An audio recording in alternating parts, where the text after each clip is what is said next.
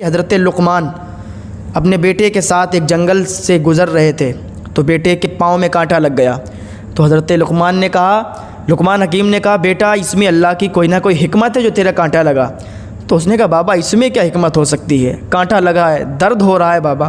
حضرت لقمان حکیم نے اس کا کانٹا نکالا اور کہا بیٹا اس میں اللہ کی کوئی نہ کوئی حکمت ہے۔ جب کانٹا نکال رہے تھے تو اس کو درد کافی ہو رہا تھا تو وہاں پر آرام کرنے لگے۔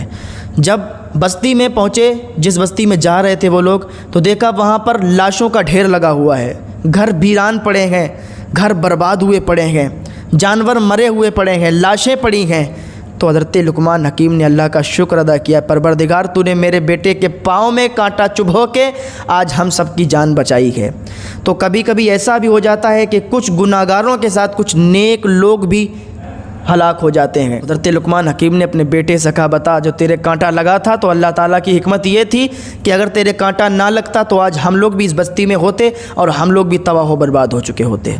تو ہر کام میں اللہ تعالیٰ کی حکمت ہوتی ہے۔ وہ ایک بادشاہ تھا، اس کا ایک وزیر تھا، تو وزیر ہر کام میں کہتا جو ہوا اچھا ہوا، جو ہوا اچھا ہوا۔ ایک بار بادشاہ کی انگلی کٹ گئی، اس نے کہہ دیا جو ہوا اچھا ہوا۔ بادشاہ غصے میں آ گیا، کہا میری انگلی کٹی ہے اور تو کہتا ہے جو ہوا اچھا ہوا۔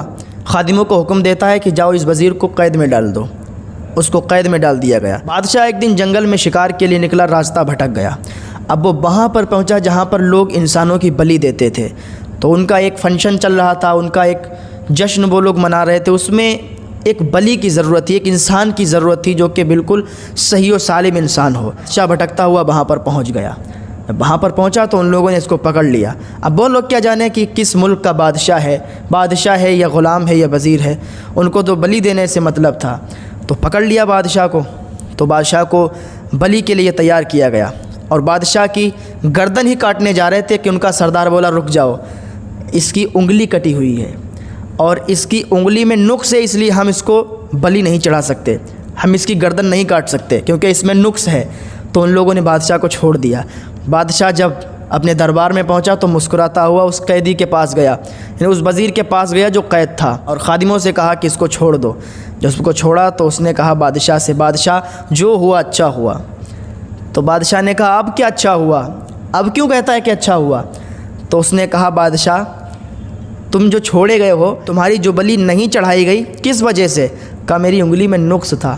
کہا تمہاری انگلی میں نقص تھا نا تو تمہیں چھوڑ دیا گیا، اور اگر تم نے مجھے قید نہ کیا ہوتا، اپنے ساتھ لے گئے ہوتے تو تمہیں تو چھوڑ دیا گیا ہوتا، لیکن میں قربان کر دیا گیا ہوتا، میری بلی چڑھا دی گئی ہوتی اور میری گردن تن سے جدا ہو جاتی اور میں مر جاتا۔